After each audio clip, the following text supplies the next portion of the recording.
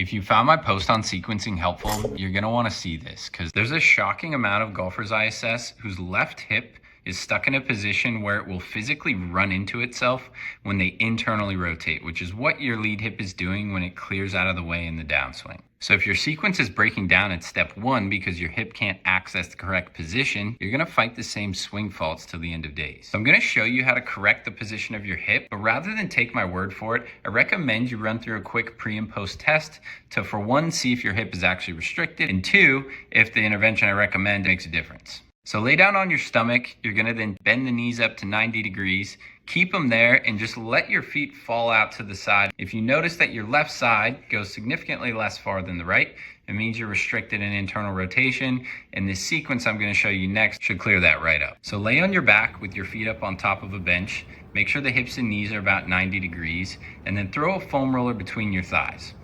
So for step 1, we're going to have you gently squeeze the foam roller, pull your heels down into the top of the bench, and tilt your tailbone up off the floor. It should flatten your lower back into the ground, and from there, all you do is hold and wait until you feel your hamstrings warming up. For step 2, you're going to reach your right hip and knee up away from the floor and pull the left hip and knee down towards the floor. So I'll show you again. It will feel like your belt buckle's turning left.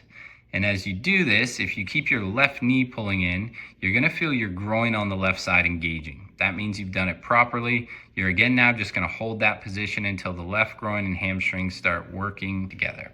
And the last step will be just to keep that position and reach your right foot up towards the ceiling. You're now just going to hold on for dear life with that left hamstring and left groin. This is going to get that left hip locked in a position where internal rotation is freely accessible and your brain now has the control of it.